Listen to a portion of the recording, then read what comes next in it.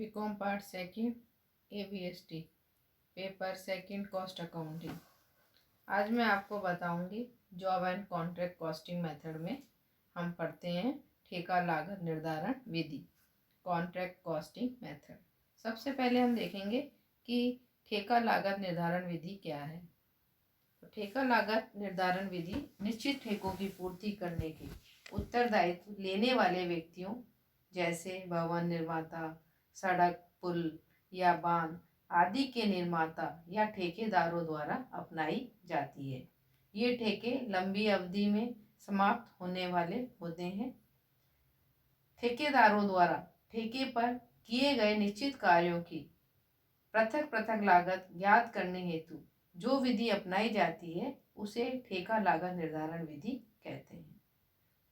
आपने देखा कि ये ठेका लागत निर्धारण विधि, इसमें ये ठेके लंबी अवधि में समाप्त होने वाले होते हैं और ये अल्प अवधि में भी समाप्त होने वाले हो सकते हैं, इसीलिए हम इसे सावधि लागत के नाम से भी जानते हैं। अब हम ये देखते हैं कि उपकार्य लागत निर्धारण विधि और ठेका लागत निर्धारण विधि, इनमें क्या अंतर है। तो सबसे पहले इसमें अंतर का आधार हम लेते हैं आकार, साइज। उपकार्य लागत निर्धारण विधि, ये विधि ऐसे कार्यों में प्रयुक्त होती है जो आकार व मूल्य में छोटे होते हैं, जबकि ठेका लागत निर्धारण विधि उन कार्यों में प्रयुक्त होती है जो आकार एवं मूल्य में बड़े होते हैं। दूसरा है अवधि। उपकार्य लागत निर्धारण विधि कार्य संपन्न करने की अवधि इसमें प्राय 1 वर्ष से कम होती है, जबकि ठेका लागत निर्धारण विधि में इनकी अवधि 1 वर्ष या इससे अधिक होती है। तीसरा कार्य स्तर, वर्किंग साइट। उपकार्य लागत निर्धारण विधि, इसमें इनका प्रयोग उन संस्थाओं व उद्योगों में किया जाता है जहाँ कार्यशाला या निजी घरों में किया जाता है, जबकि ठेका लागत निर्धारण विधि में यह विधि उन व्यवसायों में लागू होती है जहाँ कार्यस्थल पर ही पूरा किया जाता है। चौथा कार्य की प्रकृति, नेचर ऑफ वर्क। उपकार्य लागत निर्धारण विधि में उपकार्य उत्पादन प्रक्रिया से संबंधित होता है, जबकि ठेका लागत निर्धारण विधि में ठेके निर्माण कार्य से संबंधित होते हैं। पांचवा व्ययों का नियोजन। उपकार्य लागत निर्धारण विधि में व्ययों का प्रत्यक्ष विभाजन सीमित होता है, जबकि ठेका लागत निर्धारण विधि में इसमें अधिकांश व्यय प्रत्यक्ष रूप से विभाजित होते हैं। छठा लागत निर्धारण। उपकार्य लागत निर्धारण विधि में उपकार्य पूर्ण होने पर ही इसकी लागत का निर्धारण किया जाता है, जबकि ठेका लागत निर्धारण विधि में ठेका कार्य की अपूर्ण अवस्था में भी लागत का निर्धारण किया जाता है। सातवां लाभों का परिकलन। उपकार्य लागत निर्धारण विधि में लाभ का निर्धारण उपकार्य पूर्ण होने पर ही किया जा सकता है, जबकि ठेका लागत निर्धारण विधि में अपूर्ण ठेकों पर भी लाभ का निर्धारण किया जा सकता है। तो ये आपने इन दोनों में अंतर देखे। अब हम देखते हैं ठेके संबंधी लेखे। ठेका कार्य ठेकेदार द्वारा निष्पादित किया जाता है, अतः ठेकेदार द्वारा विभिन्न ठेकों की लागत ज्ञात करने हेतु एक खाता बही रखी जाती है, जिसमें प्रत्येक ठेके का खाता खोला जाता है। प्रत्येक ठेके पर लाभ या हानि ज्ञात करने हेतु प्रत्येक ठेका खाते में प्रत्यक्ष लागत जैसे प्रत्यक्ष सामग्री, प्रत्यक्ष मजदूरी और प्रत्यक्ष व्ययों का लेखा किया जाता है। इसमें आपने देखा कि प्रत्यक्ष खाते जो भी हैं, जैसे प्रत्यक्ष सामग्री, आपके प्रत्यक्ष मजदूरी, प्रत्यक्ष व्यय आदि के लेखे ठेके खाते में किए जाते हैं। तो एक ठेका खाते के डेबिट व क्रेडिट पक्षों में प्रत्यक्ष तथा अप्रत्यक्ष व्यय एवं हानियों की मदों के लेखे किए जा सकते हैं। सबसे पहले हम इसमें देखते हैं जैसे प्रत्यक्ष सामग्री। किसी भी ठेका कार्य में प्रयोग आने वाली सामग्री, चाहे वह किसी भी स्रोत से प्राप्त की गई हो, ठेके खाते में डेबिट की जाती है। आप ये देखेंगे कि यदि आप बेकार या अनुपयुक्त सामग्री को कार्यस्थल पर ही बेचा गया है तो इसमें उसके बेचने की भी एंट्री की जाएगी। इसमें आपको मैं बताऊंगी कि ठेके में सामग्री से संबंधित किन किन का लेखा किया जा सकता है। जैसे विशिष्ट सामग्री क्रय करने पर आप इसकी एंट्री करेंगे। संग्रहालय से यदि सामग्री निर्गमन की गई है, इसका भी इसी में लेखा होगा। विशिष्ट ठेके से सामग्री हस्तांतरण होने पर कई बार एक ठेके से दूसरे ठेके पर भी सामग्री का ट्रांसफर किया जाता है। आपका ऐसा भी हो सकता है कि विक्रेता को सामग्री वापस लौटा दी जाए, या आपने स्टोर से जो माल है उसको लौटा दिया गया हो, या अनयूज्ड मटेरियल अनुपयुक्त सामग्री का विक्रय कर दिया गया हो। इसमें विक्रय करने पर लाभ हो सकता है, हानि भी हो सकती है। इसकी भी आपको इसमें लेखा करना होगा। माल यदि नष्ट हो जाता है, चोरी हो जाता है, उसका भी लेखा इसी ठेके खाते में आपको करना है। वर्ष के अंत में ठेका कार्य स्तर पर जो भी सामग्री है उसका जो भी शेष है उसकी भी ठेका खाते में आपको लेखा करना होगा। सामग्री का ये जो अंतिम स्टॉक जो आपने देखा कि मटेरियल एट साइट के रूप में, इसे हम चिट्ठे में संपत्ति के रूप में भी प्रदर्शित करेंगे। और अगले वर्ष के प्रारंभ में मटेरियल एट साइट का शेष ठेका खाते के डेबिट पक्ष में ट्रांसफर किया जाएगा। कहने का मतलब है इसकी रिवर्स एंट्री की जाएगी। तो ठेके खाते में सामग्री से संबंधित ये सभी आपको लेखे करने होंगे। दूसरा हमारा आता है प्रत्यक्ष श्रम या मजदूरी। ठेका कार्य स्तर पर काम करने वाले श्रमिकों को समय समय पर दी गई मजदूरी को प्रत्यक्ष मजदूरी माना जाता है और उसे ठेका खाते में डेबिट कर दिया जाता है। कई बार आप देखेंगे कि आपको जो मजदूरी दी गई है, मजदूरी की जिस राशि का भुगतान नकद किया जाता है वह रोकड़ या बैंक खाते में क्रेडिट कर दी जाती है। यदि लेखा अवधि के अंत में अथवा कार्य पूर्ण हो जाने पर मजदूरी के कुछ भाग का भुगतान नहीं किया गया हो तो उसके लिए उचित प्रावधान करना आवश्यक होता है। और इसके लिए हम एंट्री प्रविष्टि करेंगे contract account debit to outstanding wages account. अगली अवधि के प्रारंभ में इसकी एक विपरीत प्रविष्टि यानी कि outstanding wages account debit to contract account के नाम से की जाएगी। ऐसे श्रमिकों का पारिश्रमिक एवं पर्यवेक्षक का वेतन जो किसी एक ठेके से संबंधित नहीं है अप्रत्यक्ष श्रम कहलाता है। इसे किसी भी उचित आधार पर अनुभाजित करके आपको ठेके की लागत में शामिल करना होगा। तीसरा आता है प्रत्यक्ष व्यय डायरेक्ट एक्सपेंसेस।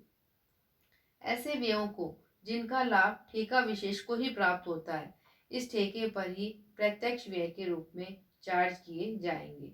उदाहरण के लिए किसी विशेष भवन निर्माण के लिए तैयार कराया गया नक्शा या उसके संबंध में विशेषज्ञों को दिया गया शुल्क उस भवन के ठेके से संबंधित प्रत्यक्ष व्यय माना जाएगा और भवन ठेका खाते में ही डेबिट किया जाएगा। लेखा वर्ष के अंत में यदि ऐसे व्यय कुछ इनका भाग अदत्त रहता है तो उस राशि से कॉन्ट्रैक्ट अकाउंट डेबिट तथा आउटस्टैंडिंग डायरेक्ट एक्सपेंसेस क्रेडिट किया जाएगा। दूसरी अवधि के प्रारंभ में आपको उपरोक्त प्रविष्टि की विपरीत प्रविष्टि करनी होगी, अर्थात आउटस्टैंडिंग डायरेक्ट एक्सपेंसेस की राशि से ठेका खाते को क्रेडिट किया जाएगा। चौथा है ठेका कार्य के लिए प्लांट का निर्गमन। अब हमारे पास आता है यदि ठेका कार्य हेतु निर्गमित प्लांट का लेखा करना है तो इसके लिए भिन्न भिन्न परिस्थितियों में 3 विधियों का प्रयोग किया जाता है। प्रथम विधि है कि प्लांट के निर्गमन पर। प्लांट के निर्गमन पर ठेके खाते को प्लांट के पूर्ण मूल्य से डेबिट और प्लांट खाता क्रेडिट कर दिया जाता है। लेखा वर्ष में ठेका कार्य का एक भाग यदि पूर्ण होता है, यदि ठेका कार्य कई वर्षों तक चलता है तो प्रत्येक लेखा वर्ष के अंत में अथवा ठेका कार्य के एक भाग के पूर्ण हो जाने पर प्लांट का मूल्यांकन किया जाता है और इस मूल्य से ठेका खाता क्रेडिट तथा प्लांट का खाता डेबिट कर दिया जाता है। तीसरा है चिट्ठे में निरूपण। लेखा अवधि के अंत में तैयार किए गए चिट्ठे में प्लांट का पुनः जो भी मूल्य आपके द्वारा निकाला गया है, आंका गया है, रिवैल्यूएट किया गया है, उस मूल्य को संपत्ति पक्ष में दिखाया जाएगा। अगली अवधि में विपरीत प्रविष्टि। आपको नेक्स्ट जो भी पीरियड है उसके प्रारंभ में ठेका खाते को प्लांट के अपलिखित मूल्य से डेबिट तथा प्लांट को क्रेडिट करना होगा। नेक्स्ट ठेका कार्य पूर्ण होने के साथ ही प्लांट की कार्य क्षमता समाप्त होने पर ये सभी प्रविष्टियां उस समय तक की जाएंगी जब तक कि ठेका कार्य पूर्ण नहीं हो जाता। ठेका कार्य पूर्ण होने के साथ ही यदि प्लांट की कार्य क्षमता एवं उपयोगिता पूर्ण रूप से समाप्त हो जाती है तो अवशेष साल्वेज बेच दिया जाता है। यदि ठेके के कार्यकाल में कोई प्लांट बेचा जाता है तो बेचे गए प्राप्त मूल्य से ठेका खाता क्रेडिट किया जाता है। यदि प्लांट के विक्रय पर हानि होती है तो ये हानि लाभ हानि खाते में डेबिट और ठेका खाते में क्रेडिट कर दी जाती है। प्लांट के चोरी चले जाने पर ठेके के कार्यकाल में यदि कोई भी प्लांट चोरी चला जाता है तो इसे हानि माना जाएगा और उस हानि की राशि से ठेका खाते को क्रेडिट व लाभ हानि खाते को डेबिट कर दिया जाएगा। नेक्स्ट, ठेका कार्य पूर्ण हो जाने पर भी प्लांट के कार्य योग्य होने पर कार्य पूर्ण हो जाने के बाद भी यदि वो प्लांट प्रयोग योग्य होता है तो उसके अवशिष्ट मूल्य से प्लांट खाते को डेबिट तथा ठेका खाते को क्रेडिट कर दिया जाता है। इस तरह से हम इसमें लेखा करेंगे। दूसरी विधि है कि जब किसी प्लांट का प्रयोग एक साथ कई ठेकों पर किया जाता है तो प्रत्येक ठेके पर इसका प्रयोग सीमित समय के लिए आवश्यक है, तब हम प्लांट को किसी ठेके के नाम पर निर्गमित नहीं किया जाएगा। ऐसी स्थिति में प्रत्येक ठेका खाते को मूल्यह्रास की राशि से ही डेबिट किया जाता है। यदि मूल्यह्रास की प्रतिशत वार्षिक दर दी हुई हो तो प्रत्येक ठेके पर जितने माह या दिन उस प्लांट का प्रयोग किया गया हो उतने माह या दिन का मूल्यह्रास उस दर से प्लांट की मूल लागत या उसके अपलिखित मूल्य पर निकालकर ठेके खाते में डेबिट कर दिया जाता है। तीसरी विधि, जब प्लांट किराए पर लिया गया हो। यदि किसी ठेके के लिए कोई प्लांट किराए पर लिया गया है तो उपरोक्त दोनों स्थितियों के संदर्भ में जो भी प्रविष्टियां बताई गई हैं वो नहीं की जाएंगी। इस स्थिति में ठेके पर जितनी अवधि के लिए प्लांट का प्रयोग किया जाता है उतनी अवधि के लिए गए किराए की राशि से ठेका खाते को डेबिट तथा रोकड़ या बैंक खाते को क्रेडिट कर दिया जाता है। पांचवा, अप्रत्यक्ष व्यय, इनडायरेक्ट एक्सपेंसेस। ऐसे व्यय जो किसी विशेष ठेके के लिए नहीं बल्कि सामूहिक रूप से अनेक ठेकों के लिए किए जाते हैं अप्रत्यक्ष व्यय कहलाते हैं। जैसे प्रबंधक, शिल्पकार, सुपरवाइजर, इंजीनियर, कर्मचारी आदि के वेतन। इन्हें प्रत्येक ठेके के लिए किसी निश्चित आधार पर अप्रत्यक्ष व्यय की राशि निर्धारित कर लेने के पश्चात उस राशि से ठेके खाते को डेबिट कर दिया जाता है। छठा, उप ठेकों की लागत। साधारणतः मुख्य ठेकेदार ठेके कार्य से संबंधित कुछ विशिष्ट कार्य जैसे भवन निर्माण कार्य में बिजली फिटिंग का कार्य एवं फर्नीचर फिटिंग संबंधी कार्य अन्य व्यक्तियों से करवाते हैं। ऐसे सभी विशिष्ट कार्य एक निश्चित मूल्य पर अन्य ठेकेदारों को सौंपे जाते हैं जो उप ठेकेदार कहलाते हैं। उप ठेकेदारों द्वारा किए जाने वाले कार्यों के लिए मुख्य ठेकेदार तथा उप ठेकेदारों के मध्य एक एग्रीमेंट होता है। अतः उप ठेकों के लिए निश्चित की गई राशि मुख्य ठेकेदार द्वारा दी जाती है। उप ठेकेदारों को दी गई राशि उप ठेका लागत कहलाती है जिसे संबंधित ठेके पर किया गया एक प्रत्यक्ष व्यय माना जाता है। और इसके लिए हम प्रविष्टि करेंगे कॉन्ट्रैक्ट अकाउंट डीआर टू सब कॉन्ट्रैक्ट कॉस्ट अकाउंट।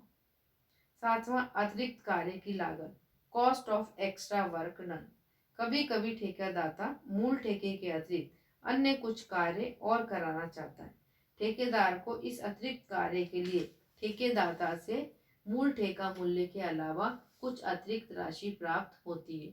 अतिरिक्त राशि का भुगतान किस आधार पर किया जाएगा, इस संबंध में आवश्यक शर्तें ठेकेदार तथा ठेकेदाता के मध्य तय कर ली जाती है।